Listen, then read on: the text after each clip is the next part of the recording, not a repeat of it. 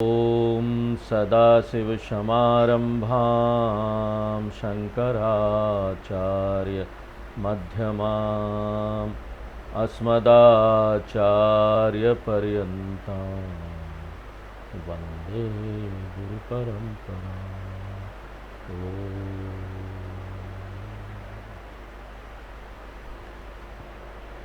खुश रहिए।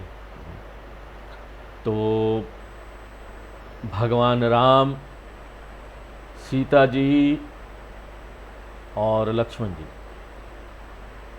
वनवास में हैं और वो लोग गांव-गांव से गुजर रहे हैं। और जब गुजर रहे हैं तो लोग उनके दर्शन कर रहे हैं, प्रणाम कर रहे हैं। गांव की महिलाएं, पुरुष सब उनको घेर लेते थे। सीता जी को भी सब लोगों ने घेर लिया। सुनी स्नेहमय मंजुल बानी, सीता जी ने उन गांव की स्त्रियों की मधुर बात को सुना तो उनके मन में संकोच हुआ और वो मन ही मन मुस्कुराई। सीता जी मन में मुस्कुराई तो इसलिए कि ये स्त्रियां एक और तो अपने आप को गंवार कह रही है, परंतु प्रश्न पूछने में बड़ा प्रवीण है। वो पूछती है आपके साथ जो ये दो युवक है वो कौन है, और बड़े तरीके से पूछती है सीता जी से। अब सीता जी के मन के संकोच की अभिव्यक्ति दिखाते हैं। तिन ही बिलोकति धरणी, सीता जी ने उन स्त्रियों की ओर देखा और फिर पृथ्वी की ओर देखने लगी। सीता जी के मन में दो प्रकार के संकोच उत्पन्न हुए कि यदि वे इन स्त्रियों के प्रश्न का उत्तर नहीं देती तो इनका निरादर होता है, और अगर उत्तर देती है तो भगवान से अपना संबंध कैसे डायरेक्टली बताए। सीता जी है तो बहुत सुंदर, और उस समय अपना ये जो हाव भाव था उस समय व्यवहार के समय वो और भी बहुत सुंदर लग रही थी।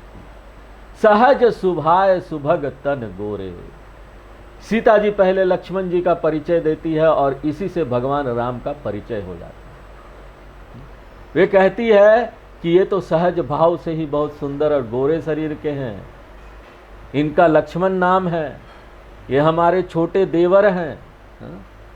बहुरी बदन विधु अंचल ढाकी, और उसके बाद सीता जी अपने चंद्र मुख को आंचल से थोड़ा ढकती है और धीरे से भगवान राम की तरफ संकेत करके कहती है। कवि यहाँ बड़े सुंदर तरीके से, तुलसीदास जी कवि हो गए हैं। भगवान को देखकर कवि हो जाना चाहिए उनको, इतना रस आना चाहिए भक्ति में कि ना बाकी लौकिक कवि लोग फेल हो जाए। इतना अंदर से, हृदय से हमारा भक्ति निकलना चाहिए। तो अब वो तो तुलसीदास थे, महान भक्त भगवान राम के, तो कितना सुंदर उनके मन से शब्द और विचार निकलते हैं कि वो बोलते हैं अपने खंजन पक्षी के से सुंदर नेत्रों को थोड़ा तिरछा कर कर भगवान राम की तरफ संकेत करके बता दिया, ये जो श्याम वर्ण के हैं ना वो हमारे पति हैं। देखिए, ये हमारी प्राचीन भारतीय संस्कृति, ये सब हमारे ग्रंथों में सुरक्षित है। ऐसे साहित्य को पढ़ना चाहिए। जीवन अच्छा होता है, समाज में अच्छे लोग पैदा होते हैं। सनातन धर्म यहां पर उस जो नीचे जा रहा है, नष्ट हो रहा है, उसका कारण यही है कि हमने अपने ग्रंथों को पढ़ना छोड़ दिया। हमारी संस्कृति हमारे ग्रंथ में सुरक्षित है, ऐसे साहित्यों में सुरक्षित है। इन साहित्यों को पढ़ें और व्यवहार करें तो जीवन का सौंदर्य और आनंद प्रकट होता है।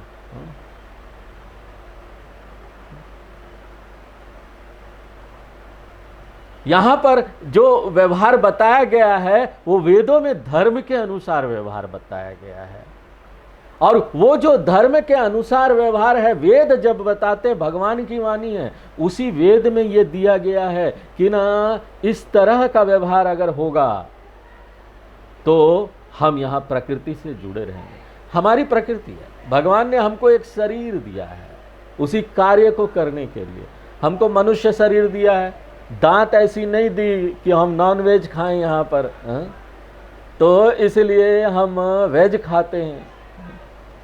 हर चीज में, व्यवहार में हम प्रकृति से जुड़े हुए हैं और प्रकृति के अनुसार किस प्रकार व्यवहार करना चाहिए वेद हमको बताते हैं, क्योंकि कई चीजें तो हमको पता भी नहीं हो सकती।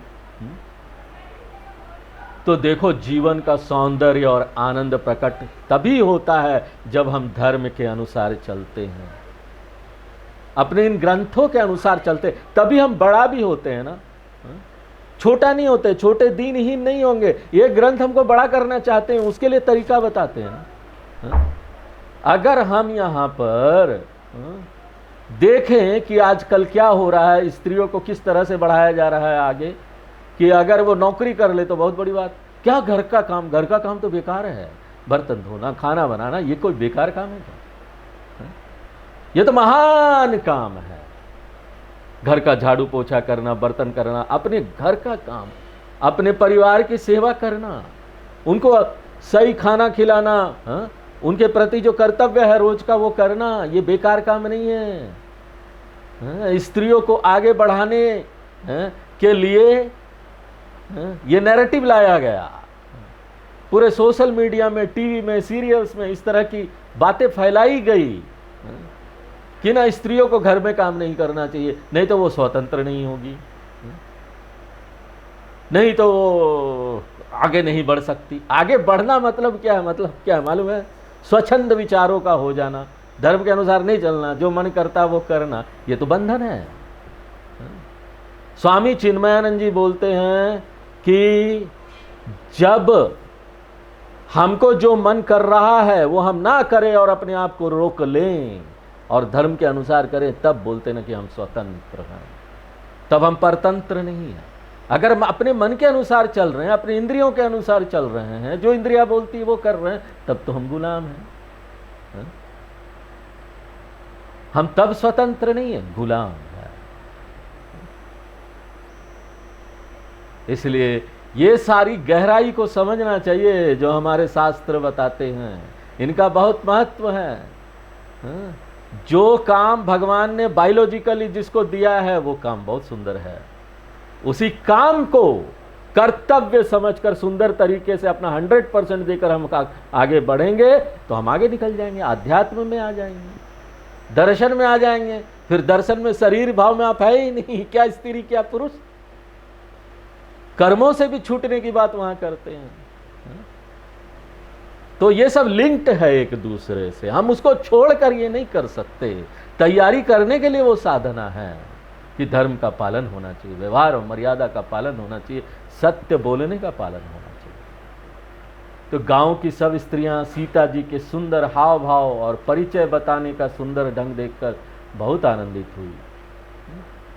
किस तरह से वो प्रसन्न हो गई, मानो गरीब को राजाओं की जैसे संपत्ति प्राप्त हो गई हो। बड़े प्रेम से वो सीता जी के चरणों में सिर नवाती है, उनको आशीर्वाद भी देती है कि तुम तब तक सुहागिनी रहो जब तक शेषनाग के सिर पर यह पृथ्वी टिकी है। अब देखो, फिर उनको ध्यान आता, कई बार हम बहुत सारी चीजें बोल देते उसका अर्थ नहीं समझते। अब शेषनाग और पृथ्वी जो है प्रलय के समय तो नष्ट हो जाएगी, प्रलय के समय पृथ्वी रहेगी नहीं, इसलिए वो अपने व्यवहार को सुधारते हुए, अपनी भाषा, अपने वाक्य को सुधारते हुए आगे फिर एक और उदाहरण देती है ताकि ना वो बात कट जाए।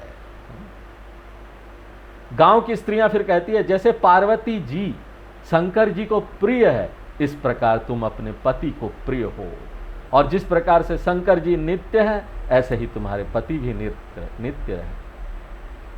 जैसे पार्वती जी शंकर जी की अर्धांगिनी होकर नित्य है, ऐसे ही तुम नित्य रहो। देवी ना हम पर छारब छोहू, हे देवी हमारे ऊपर सदा सद्भाव बनाए रखना।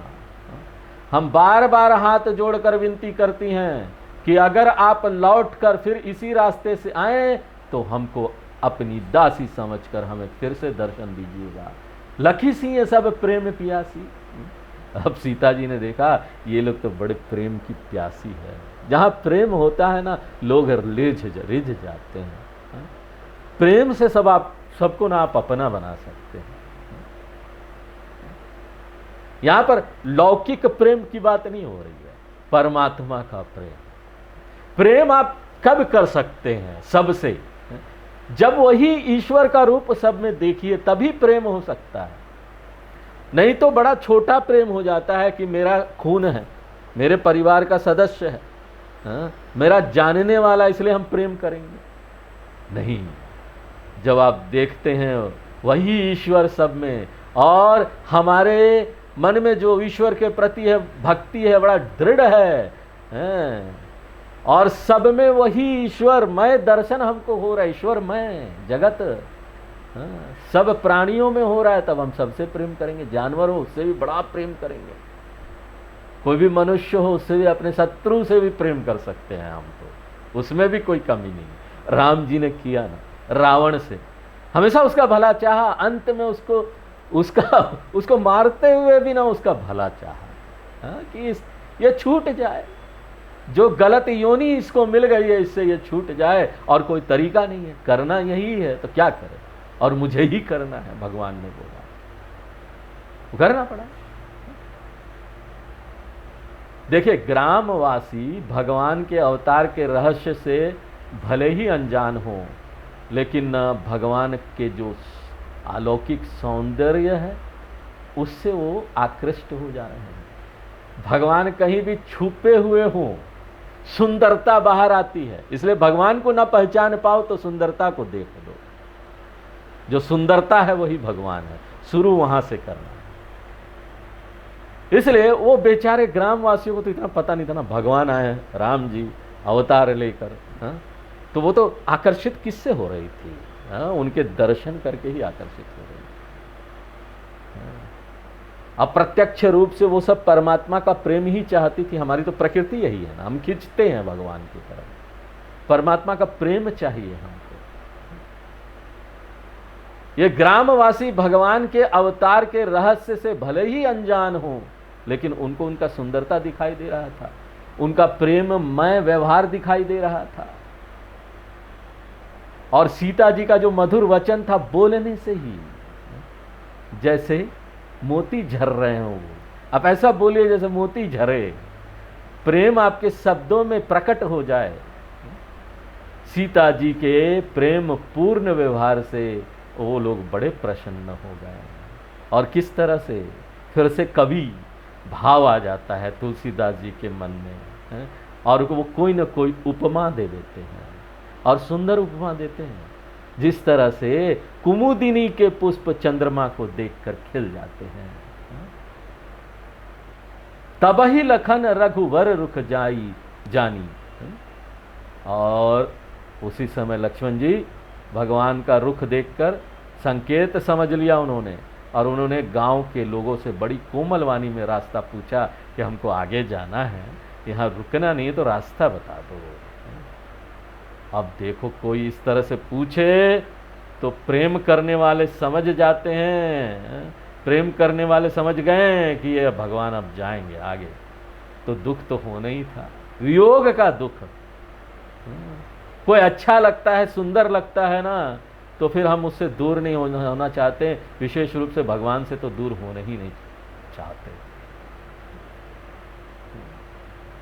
दुख के कारण उनका शरीर रोम रोम ऐसा पुलकित सा हो रहा था, नेत्रों में प्रेम के आंसू आ गए थे। मिटा मोदु मन भय मलीने, अभी तक जो आनंद था वो समाप्त हो गया, वे लोग बड़े उदास हो गए,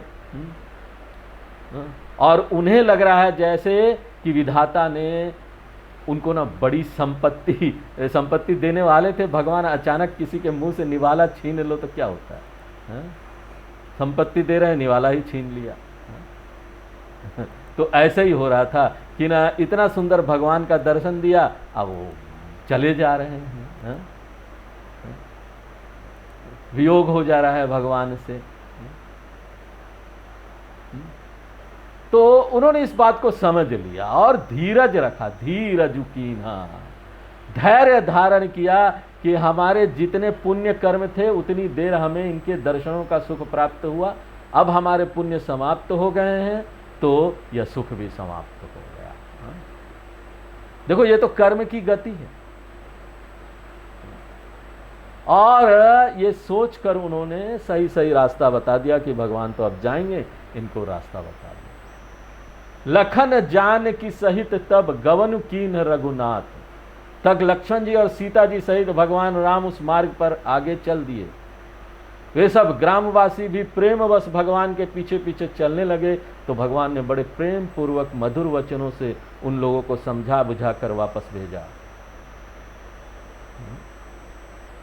लेकिन भगवान की इतनी कृपा है ना, उनके मन में इतना प्रेम भक्ति जागृत हो गया था कि ना वो भगवान के साथ ही लग गया उनका मन, उनका चित्त भगवान में बस गया। एक बार दर्शन हो जाता भगवान का ना, तो फिर चित्त हटता ही नहीं वहां से। बात दर्शन होने की है। और भगवान की आज्ञा पाकर गांव के स्त्री पुरुष अपने घरों को लौटने लगे, और लौटते हुए बार बार वो दोष दे रहे थे, विधाता को दोष देते हैं। अक्सर लोगों का यही स्वभाव होता है ना, कि कुछ नहीं मिलता है तो वो दोष देने लगते हैं दूसरों को, विधाता को दोष देंगे, अगल बगल अपने वातावरण में कोई लोग है, अपने संबंधी लोग हैं उसको दोष देंगे, और कई बार तो अपने माँ बाप को दोष देते हैं। अरे ये मेरे माँ बाप के कारण हुआ, उन्होंने ठीक से पढ़ाया नहीं मुझे, उन्होंने हमारे लिए कुछ रखा नहीं, देखो उनके कारण हमारा ये हाल है। अगर वो हमारा लालन पालन अच्छा से करते, लालन पोषण अच्छा से करते, आज हम कहाँ के कहाँ होते। और गुस्से में तो कई लोग ना बड़े हो जाते हैं तो अपने बूढ़े माँ बाप को मार भी देते हैं। ये नहीं करना चाहिए कभी भी, बड़े पाप का काम है। हमको तो बूढ़े माँ बाप की सेवा करनी चाहिए, और ये सब तो हमारे कर्म के फल के कारण हुआ ना। जब आप ग्रंथों में आते हैं, वेदांत में आते हैं, हम आपको बताते हैं जो भी हो रहा है आपके कर्मों के फल के अनुसार हो रहा है, क्यों दूसरों को दोष देना। हम कभी दूसरों को दोष नहीं देंगे। एक वेदांती व्यक्ति को अपने डिक्शनरी में घृणा और दोष इसको निकाल के बाहर करना चाहिए। किसी के प्रति दोष नहीं, किसी के प्रति घृणा नहीं, जो हमको मिल रहा है उसके लिए मैं ही जिम्मेदार था। प्रकृति के नियम अनुसार विधाता हमको फल देता है। व्यक्तियों को अपने कर्मों का शुभ अशुभ फल मिलता है। और जब और आगे आएंगे वेदांत में ना, तो वो आपको कर्मों से भी छुड़ा देंगे। वो बोलेंगे, उत्तर मीमांसा में जब आप आते हैं तो क्या बोलते हैं, कर्म तो जड़ है, कर्म अपने आप क्या फल देगा। कर्म का फल देने वाला तो कोई होना चाहिए, कर्म फल दाता। इसलिए तो विधाता की आवश्यकता पड़ी। लेकिन विधाता अपने मनमानी से फल नहीं देता। भगवान किसी को कोई फल दे देगा, किसी को दुख दे दिया, किसी को सुख दे दिया। बोलते हैं लोग, अरे भगवान ने उसको तो बड़ा सुख दे दिया। हमेशा लगता है ना हमको मेरे पड़ोसी ज्यादा सुखी है। मेरा पड़ोसी बहुत सुखी है। अरे देखो हंस रहा था, जब रो रहा था तो वो नहीं दिखाई दिया, हंस रहा वो दिखाई दिया। देखो हंस रहा है, कितना खुश है। तो ऐसा लगता है कि पूरी दुनिया खुश है, सारा दुख भगवान मुझे ही दे रहे हैं क्या। लेकिन एक बात ध्यान रखिए, भगवान ने जैसे तैसे किसी को फल नहीं दे सकते, सबका नियम बना हुआ है। वो नियम के अनुसार देते हैं। भगवान अपनी मर्जी से किसी को फल नहीं दे सकते कि कुछ भी मर्जी हुआ फल दे दिया। निपट निरंकुश निठुर निशंकु। उधर ये गांव के लोग दुखी होकर आपस में कहते हैं कि विधाता के सारे कार्य उल्टे ही हैं। यह विधाता तो बिल्कुल स्वेच्छाचारी है, निष्ठुर और निडर है। किसी को तकलीफ होती रहे लेकिन उसका मन नहीं पसीजता है। तो इसी प्रकार लोग सृष्टि की रचना में कई बार भगवान को ही दोष दे देते हैं। भगवान ने ऐसी सृष्टि क्यों बनाई भाई? इतना यहां पर मच्छर काटते रहता है रात भर, अच्छा संसार क्यों नहीं बनाया? अच्छा ही अच्छा होता, सब सुखी होते। जेहि शशि कीन सरूज सकलंकु। ग्रामवासी कहते हैं, अब देखो बेचारे ग्रामवासी, इतना उनको आइडिया नहीं है, इतना शास्त्रों का आइडिया है नहीं। वो तो बेचारे प्रेमवश जो उनको पता है उसके अनुसार व्यवहार कर रहे हैं। तो वो बोलते हैं विधाता ने कितना सुंदर चंद्रमा बनाया है, लेकिन उसको भी कैसा बना दिया, रोगी बना दिया, घटने बढ़ने वाला बना दिया। कभी आधा हो जाता है, कभी पूरा हो जाता है, कभी कलंक लग जाता है। कैसा ये बना दिया भगवान ने, कैसी दुनिया बनाई है भगवान ने। और दूसरी तरफ कल्पतरु को ऐसा बनाया जैसे जो मांगे वो मिल जाए। लेकिन क्या है, उसको जड़ वृक्ष का रूप दे दिया। ऐसा महिमावान शक्तिवान को तो कोई देवता ही बनाना चाहिए था। ये अपने आप नहीं हो सकता। ये सब जो बन रहा है यहां पर अपने आप नहीं हो सकता। इसके पीछे कोई बनाने वाला है, कोई भगवान है।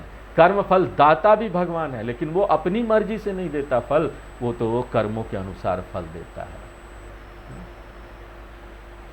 अब ग्रामवासी बोलते देखो ये समुद्र बना दिया लेकिन पानी खारा बना दिया, कि भला क्या लाभ बताओ, इतना पानी देकर समुद्र ही खारा है। तो भगवान ने ये किस तरह की दुनिया बनाई है भाई। देखो कवि कहना चाहता है कि इसी प्रकार कोई व्यक्ति भौतिक स्तर में कितना भी बड़ा हो जाए, लेकिन ना उसका व्यवहार खारा हो तो उसकी महानता ही क्या। बहुत पैसा हो जाए आपके पास, बहुत पद हो जाए, बड़े व्यक्ति हो जाए आप, लेकिन क्या महानता आपकी। इतना व्यवहार में कटु है, जिसको जो चाहे वो बोल देते हैं। ते ही पठे बन राजकुमारा। उसी विधाता की गलती देखो कि इन्हें बनाया तो राजकुमार और भेज दिया वन में कष्ट उठाने के लिए। अगर इनको वनवास ही देना था तो राजाओं के लिए जो भोग विलास है, इतना बड़ा महल है, उसकी रचना क्यों व्यर्थ में की भगवान ने। ए बिचरही मग बिनु पद त्राणा। ग्रामवासी कहते हैं कि ये तो वन में बिना जूतों के नंगे पैर रास्ते पर चल रहे हैं। तो विधाता ने जो इतने गाड़ियां बनाई हैं उसका क्या काम, वो तो बेकार ही परिश्रम किया उन्होंने। इतने रथ वगैरह बनाए हैं।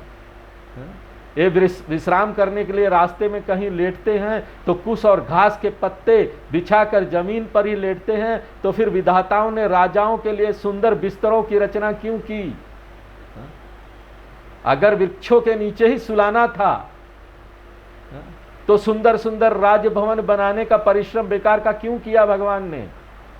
जौए मुनि पट घर जटिल सुंदर सुठी सुकुमार।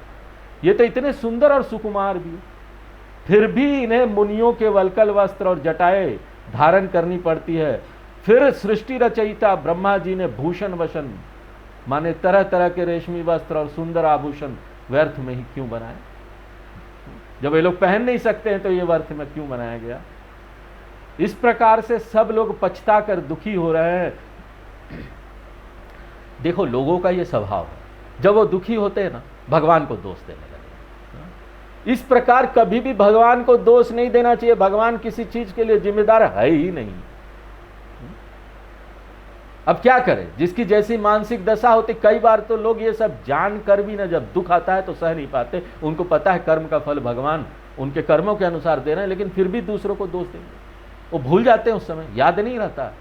कई बार ज्ञान भी याद नहीं रहता उस समय। इसलिए तो सत्संग की बड़ी महिमा है। रेगुलर सत्संग करो, ये नहाने की तरह है। जैसे शरीर हम बोलेंगे नहीं नहीं हम ना महीने में एक बार धो लेते हैं, गंदगी चले जाएगी, रह नहीं पाओगे, दूसरे भी रह नहीं पाएंगे, घर वाले भगा देंगे, बड़ा गंधारा भगाओ इसको यहाँ से, नहाता भी नहीं है रोज रोज। तो यहाँ पर यह है ना कि आपको शरीर का मैल धोने के लिए रोज रोज नहाना चाहिए। अब ये शरीर का मैल धोने के लिए तो रोज रोज हम नहाते हैं, लेकिन मन का मैल कौन सा चीज धोएगा। मन का मैल तो सत्संग ही धोएगा। इसलिए रेगुलर रोज सत्संग अनिवार्य है। हिंदू धर्म में वेदों में एक जो कार्य है जो सभी सनातनियों को करना चाहिए, वो अनिवार्य रूप से दिया गया कि ये काम सभी सनातनियों को करना चाहिए, और उसको बोलते हैं ब्रह्म यज्ञ। रोज सत्संग करो, ग्रंथों का पाठ पठन करो, ये रोज का काम होना चाहिए, तभी आप सनातनी हैं। नहीं तो मुंह से लहरवर, मुंह की लहरवर क्या बोलना कि हम हिंदू है और सनातनी हैं। स्वामी चिन्मयानंद जी को तो हर जगह जाकर बोलना पड़ता था, I have come here to make a Hindu a Hindu. मैं एक हिंदू को हिंदू बनाने आया हूं। हिंदू ही हिंदू पनी छोड़ दे रहे तो क्या होगा इस धर्म का, क्या होगा इस सनातन धर्म का।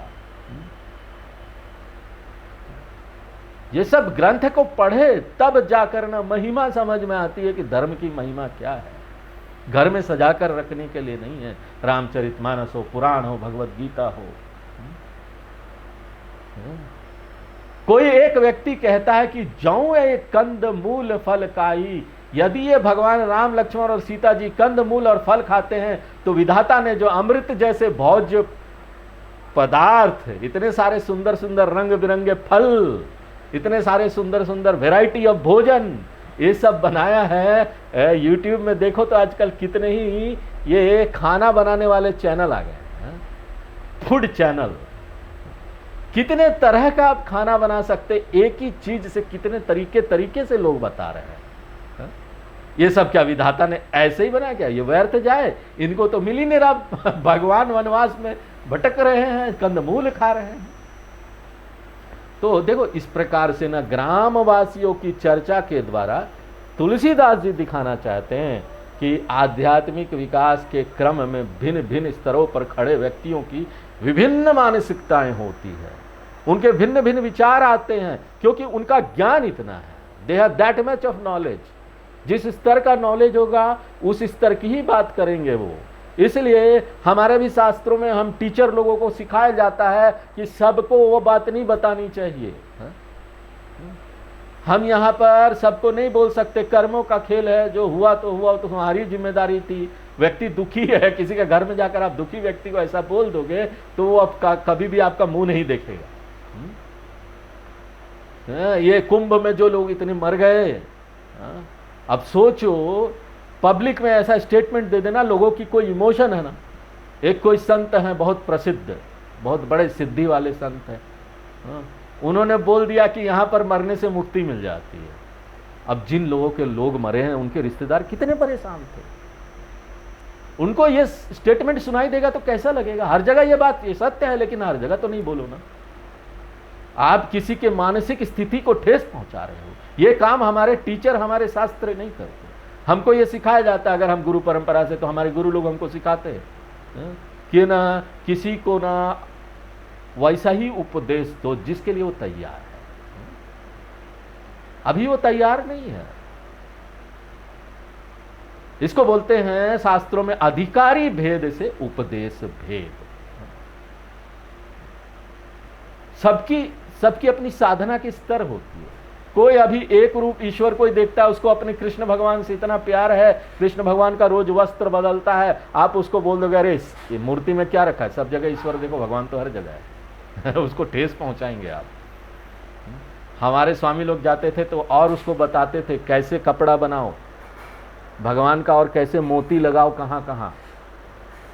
जब तक कि उसके मन में नहीं आता, उस व्यक्ति के मन में वो प्रश्न नहीं पूछता कि स्वामी जी क्या भगवान इतने ही है क्या भगवान हमारे जो मंदिर है छोटा सा घर में उसी में रहते हैं क्या, तो बाकी जगह नहीं है क्या। जब तक ये प्रश्न उसके मन में नहीं आएगा आप उसको उपदेश मत दीजिए, उसको आप पूजा का उपदेश दीजिए, उसको और हेल्प कीजिए कि कैसे वो अलग अलग तरीके से पूजा कर सकता है। हमारे स्वामी लोग कहीं जाते हैं, किसी के घर में भिक्षा पर जाते हैं, उनको बुलाया जाता, तो जाते हैं किसी के घर में भिक्षा पर, तो लोग वहां पर हर तरह के प्रश्न उनसे पूछते थे। सब जगह ज्ञान की चर्चा नहीं होती थी। अब लोग उनको अपनी तकलीफें बताते हैं। अब स्वामी आया है, कोई ज्ञानी है, आप उससे ज्ञान लो ना, शास्त्रों के बारे में पूछो। पूछना तो ये चाहिए ना, यही में उसकी यूटिलाइजेशन है ना। आपने किसी को घर में बुलाया है, उसका जिसमें स्पेशलाइजेशन आप उसके वो पूछिए ना। लेकिन ना फिर वो पूछेंगे स्वामी जी हमारा दवाई का फैक्ट्री बना नहीं है, हम अभी कोशिश कर रहे हैं लाइसेंस लेना है, क्या करें।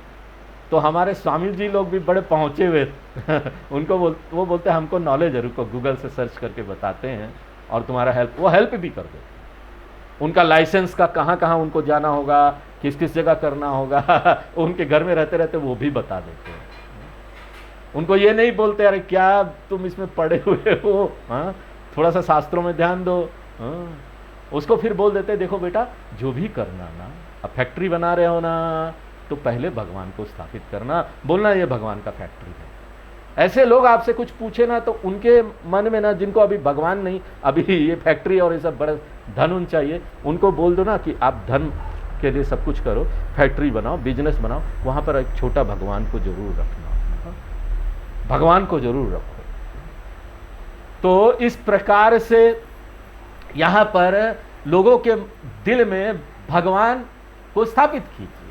देखो भागवत में भी आता है कि ना, यहाँ पर नारद जी को भागवत सुनाने का, सुखदेव जी को भागवत सुनाने का उनका ये उद्देश्य ही था कि लोगों के मन में ना भगवान के प्रति प्रेम और भक्ति जागृत हो, वो स्थापित हो जाए।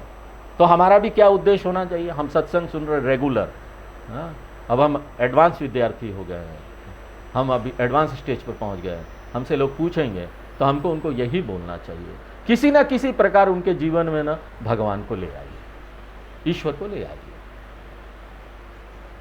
कोई बात नहीं, फैक्ट्री शुरू करने जा रहे हो ना, पहले एक मंदिर बना देना, देखना तुम्हारा और लाभ होगा। उसको बोला और लाभ मिलेगा, तो कम से कम वो भगवान को तो लाएगा अपने जीवन में।